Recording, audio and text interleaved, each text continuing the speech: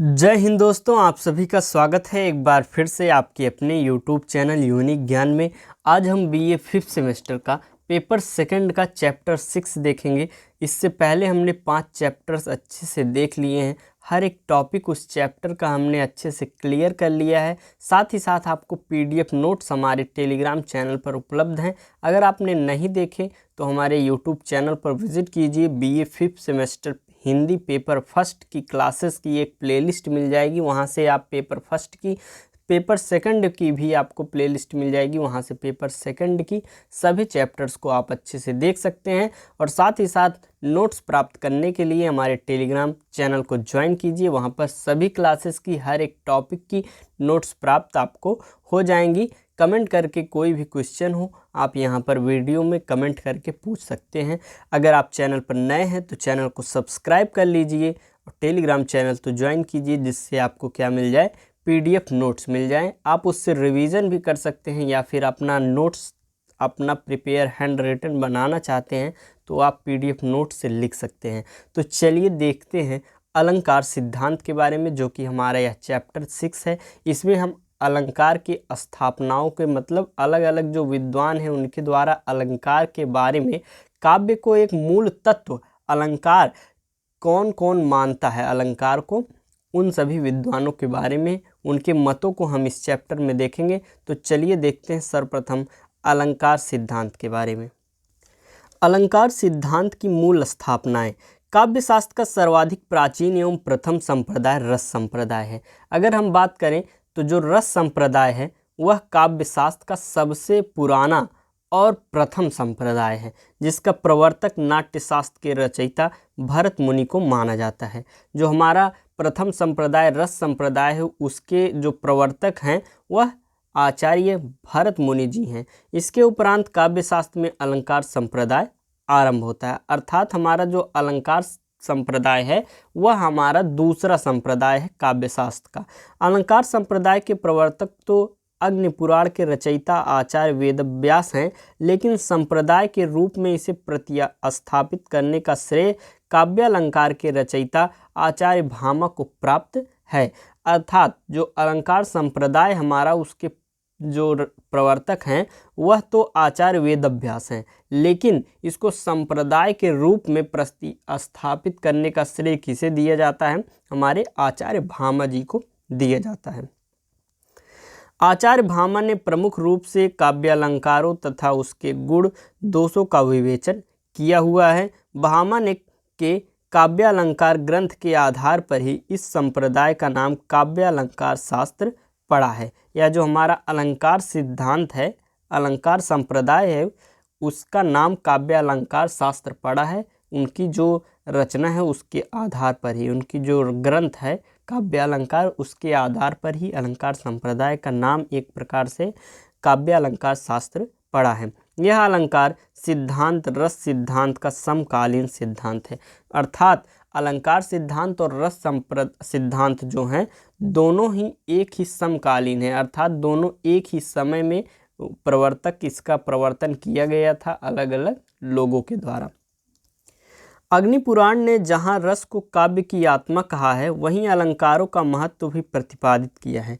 विभिन्न आचार्यों एवं विद्वानों के अनुसार अलंकार सिद्धांत की मूल स्थापनाएं जो हैं उसको हम देखेंगे। सबसे पहले हम देखेंगे अग्निपुराणकार की अलंकार संबंधी स्थापना। अग्निपुराण के रचयिता आचार्य वेदव्यास ने अलंकार को काव्य का शोभाकार अर्थात सौंदर्य में वृद्धि करने वाला धर्म कहकर प्रथम बार इसका महत्व स्थापित किया है। अग्निपुराण की अलंकार संबंधी स्थापनाएं जो हैं वह कहते हैं काव्य शोभाकरान धर्मान लंकरान प्रचक्षते, अर्थात काव्य की शोभा बढ़ाने वाले। आप एक प्रकार से जब शुरुआत में जब भी आपको अलंकार पढ़ाया गया हो तो आप पढ़े होंगे काव्य की शोभा बढ़ाने वाले तत्वों को अलंकार कहते हैं। उसी प्रकार इन्होंने लिखा है काव्य शोभाकरान धर्मान लंकरान प्रचक्षते, अर्थात काव्य के सौंदर्य में वृद्धि करने वाले धर्मों अर्थात तत्वों को अलंकार कहते हैं। यह कौन कहता है, अग्निपुराण में कहा गया है। आचार्य वेदव्यास ने प्रथम बार अभिव्यक्ति जैसे ध्वनि मूलक तत्वों का अलंकारों में समावेश किया हुआ था। अग्निपुराणकार के अनुसार तीसरा जो है अर्थालंकार कविता के लिए आवश्यक है। अग्निपुराणकार आचार्य वेदव्यास ने काव्य में अर्थालंकारों की अनिवार्यता स्पष्ट करते हुए अर्थालंकारों से रहित कविता को विधवा के समान बताया है। अर्थात जो काव्य है उसमें अर्थालंकार जो है वह नहीं रहेगा तो काव्य एक विधवा के समान लगेगी। अर्थालंकार रहिता विधवेव सरस्वती। यहाँ सरस्वती शब्द का अभिप्राय किससे है? कविता से लिया गया है। वह कहते हैं कि जिस प्रकार नारी की जो शोभा उसके सधवापन अर्थात सुहाग से है, उसी प्रकार कविता का सौंदर्य जो है अर्थालंकारों से है। अर्थालंकार रहित कविता इतिहास की तरह रुचि और आकर्षण से हीन रहेगी। आगे फिर हम बात करेंगे आचार्य दंडी की अलंकार संबंधी जो स्थापनाएं हैं उसको हम देखेंगे।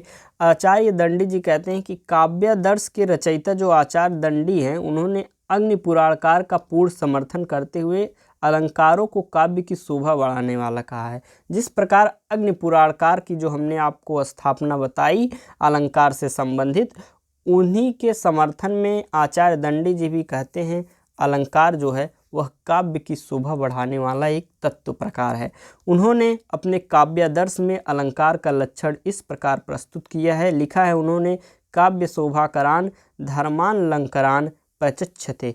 यह हमारे अग्निपुराणकार जो है उसमें भी है। आगे देखेंगे हम, अर्थात काव्य की शोभा में वृद्धि करने वाले धर्मों अर्थात तत्वों को अलंकार कहा जाता है। आचार्य भामा की अलंकार संबंधी स्थापना। अलंकार सिद्धांत के प्रवर्तक अथवा स्थापक आचार्य भामा ने काव्य के शोभादायक तत्वों को अलंकार कहा है। उन्होंने अपने काव्य अलंकार में कविता के लिए अलंकारों की अनिवार्यता इस प्रकार व्यक्त की है, न कांतमपि निर्भूषम विभाति वनिता मुखम। अर्थात सुंदर होने पर भी वनिता का आभूषण रहित मुख सौंदर्य अभिव्यक्त करने वाला नहीं होता। आचार्य भामा की कविता में अलंकारों के महत्व की स्थापना एक प्रकार से अग्निपुराण के उस कथन का रूपांतरण है जिसमें अर्थालंकारों से विहीन सरस्वती को विधवा के समान माना जाता है। वो जो इसमें आचार्य भामा जी कहते हैं जिस प्रकार कोई भी नारी कितनी भी सुंदर हो, अगर वह आभूषण रहित है तो उसकी सुंदरता जो है बेकार है। उसी प्रकार अगर काव्य में अलंकार न रहे तो वह काव्य एक प्रकार से निरर्थक है, बेकार है। आगे देखेंगे, अगली स्थापना हम देखेंगे अलंकार से संबंधित राजा आचार्य जो कुंतक हैं उनकी उक्ति देखेंगे। वैचित्र्य को अलंकार मानने संबंधित स्थापना इन्होंने की थी। कुंतक की गणना अलंकारवादी आचार्यों में की जाती है। जो कुंतक हैं उनकी गणना किसमें की जाती है? अलंकारवादी आचार्यों में की जाती है। उन्होंने जिस वक्रोक्ति को काव्य की आत्मा माना है वह एक अलंकार ही है। उन्होंने वक्रोक्ति को काव्य जीवित भूत तत्व मानकर अपने वक्रोक्ति संप्रदाय की स्थापना की है। आचार्य कुंतक जो हैं उन्होंने वक्रोक्ति संप्रदाय की स्थापना की हुई थी। आचार्य महिम भट्ट ने अपने व्यक्ति विवेक नामक ग्रंथ में आचार्य कुंतक के सिद्धांत का खंडन किया हुआ है और आचार्य कुंतक ने ध्वनि सिद्धांत का खंडन किया हुआ है। आचार्य कुंतक की घोषणा है कि उक्ति वैचित्र्यम अलंकार, अर्थात उक्ति वैचित्र्य ही क्या है? अलंकार है। आनंदवर्धन जो हैं आचार्य आनंदवर्धन की अलंकार से अतिशयोक्ति की स्थापना में आनंदवर्धन ध्वनिवादी आचार्य थे, फिर भी उन्होंने प्रत्येक अलंकार में अतिशयोक्त को मान्यता प्रदान की हुई है। आचार्य अभिनव गुप्त की अलंकार संबंधी स्थापना। अलंकार शास्त्र के इतिहास में आचार्य अभिनव गुप्त का नाम अत्यंत सम्मानपूर्वक लिया जाता है। इन्होंने किसी मौलिक ग्रंथ की रचना न करके अभिनव धरती, ध्वन्यालोक लोचन तथा काव्य कौतुक विवरण नामक 3 ग्रंथों पर टीका की रचना की है। आचार्य अभिनव गुप्त के अनुसार अतिशयोक्ति सभी अलंकारों का सामान्य रूप है। इन्होंने अतिशयोक्ति के विषय में लिखा हुआ है। यह जो आपको बताया जा रहा है ये सभी जो विद्वान हैं उनके मतों को बारे में बताया जा रहा है, तो इसमें ज़्यादा कुछ समझाने योग्य नहीं है। जो समझाने योग्य है हम आपको यहाँ पर बता दे रहे हैं। बाकी जो तथ्य हैं उसको ध्यान से सुनना होगा, आपको रिवीजन करना होगा, याद करना होगा, तब जाके आपको यह चैप्टर्स अच्छे से समझ में आ जाएंगे। बाकी आपको यह समझना है कि जो हमारा अलंकार संप्रदाय है उसमें क्या है कि जो काव्य के मूल तत्व हैं जो विद्वान काव्य के मूल तत्व अलंकार को मानते हैं, उनकी स्थापनाओं के बारे में, उन अलंकार से संबंधी जो उनकी स्थापनाएं हैं, उनकी मत हैं, उन्हीं को हमें इस अलंकार सिद्धांत के चैप्टर में पढ़ना है। इसी प्रकार रस सिद्धांत के चैप्टर में रस को मूल तत्व काव्य का मानने वाले विद्वानों के मत को पढ़ना होगा। वक्रोक्ति संप्रदाय, जितने भी संप्रदाय आगे के आपके 4 चैप्टर्स सिद्धांत के ऊपर ही रहेंगे, तो आपको जो मूल तत्व मानते हैं उस चीज़ को, उन्हीं के बारे में, उन्हीं के मतों को पढ़ना होगा। आगे जल्दी ही सब चैप्टर्स आपके कराए जाएंगे, बस चैनल पर आप बने रहिए। चलिए आगे देखते हैं। सर्वालंकार सामान्यक रूप का। आचार्य मम्मट की अतिशयोक्ति की भी सभी अलंकारों का प्राण होने की स्थापना। आचार्य मम्मट प्रसिद्ध रसवादी एवं ध्वनिवादी माने जाते हैं। इनके काव्य शास्त्रीय ग्रंथ काव्य प्रकाश का विद्वानों ने बहुत आदर किया है। इन्होंने अतिशयोक्ति को समस्त अलंकारों का बीज माना है। इनका कथन है कि अत्रैव एवं विध विषय अतिशयोक्ति रेव प्राण तत्वेन नानु तिष्ठते। आप एक एक शब्द को अलग अलग करके पढ़ेंगे, जब बड़ा शब्द दे दे तो अच्छे से आपको अर्थ भी समझ में आ जाएगा। अर्थात सभी स्थानों पर इस प्रकार के विषय में अतिशयोक्ति ही प्राण तत्व के रूप में स्थित रहती है। अगला हम देखेंगे महाराज भोज की 3 अलंकारों में समस्त वाङ्मय की स्थापना। राजा भोज अलंकारवादी आचार्य थे। उन्होंने सरस्वती कंठाभरण की रचना की है, जो अलंकार शास्त्र का श्रेष्ठ ग्रंथ कहलाता है। उन्होंने समस्त वाङ्मय को निम्नलिखित 3 अलंकारों में विभक्त किया है। पहला कौन सा? स्वभावोक्ति, वक्रोक्ति और रसोक्ति। 3 प्रकार के अलंकारों में विभक्त किया हुआ है। समस्त आचार्यों द्वारा अलंकार के महत्व की स्थापना हुई। सभी सिद्धांतों तथा संप्रदायों के आचार्यों ने अलंकारों का विवेचन अवश्य किया हुआ है। आचार्य मम्मट के अतिरिक्त किसी भी आचार्य ने अलंकार विहीन रचना को काव्य नहीं माना है। यह बात भिन्न है कि विभिन्न आचार्यों ने काव्यशास्त्र में अलंकारों की स्थिति अलग अलग मानी है। इसी आधार पर अलंकार सर्वस्व के रचयिता आचार्य रुय्यक ने माना है कि प्राचीन आचार्यों ने अलंकारों को काव्य में प्रमुख तत्व घोषित करते हुए लिखा है। उन्होंने क्या लिखा है?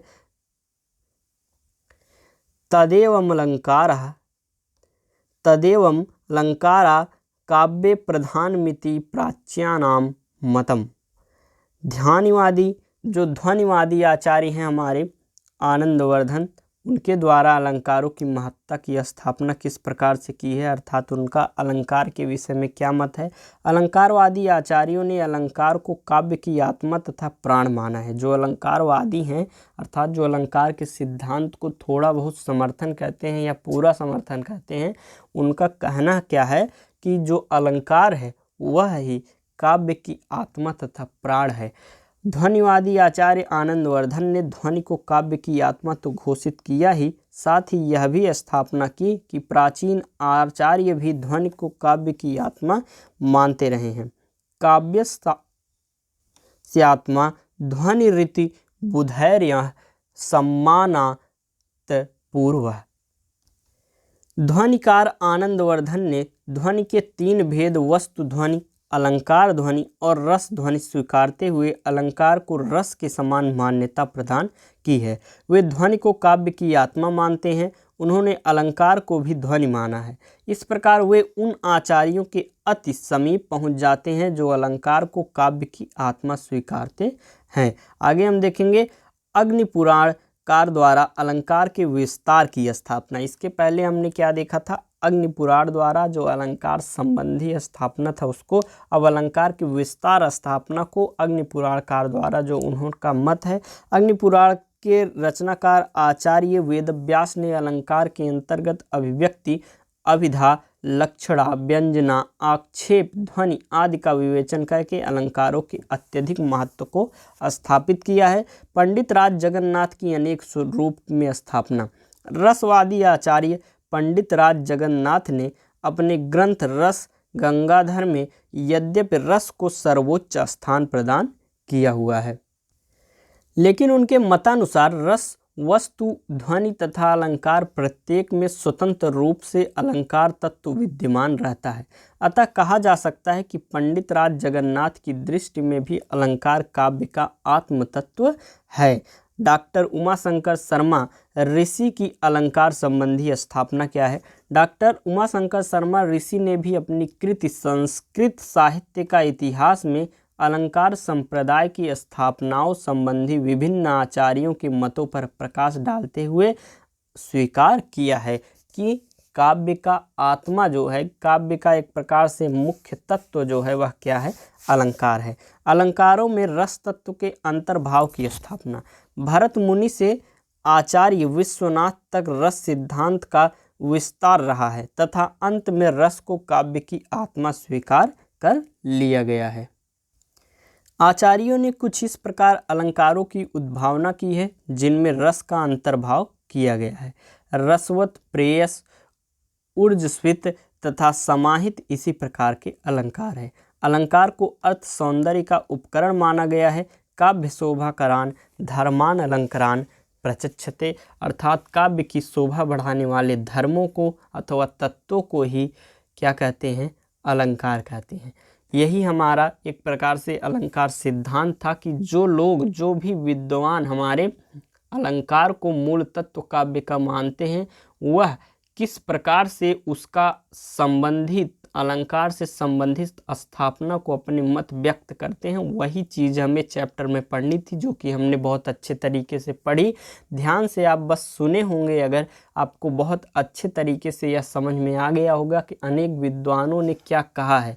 समझने के बाद एक बार अगर आप रिवीजन कर लेंगे, हमारे टेलीग्राम चैनल पर इसका आपको जब PDF मिल जाएगा, आप रिवीजन कर लीजिए, वहाँ पर आपको फिर अच्छे से याद भी हो जाएगा। याद तो यहाँ हो गया होगा लगभग। वीडियो अच्छी लगी हो तो लाइक करें, दोस्तों के पास शेयर करें, कमेंट करके कोई भी क्वेश्चन हो तो आप पूछ सकते हैं। धन्यवाद, मिलते हैं अगले वीडियो में।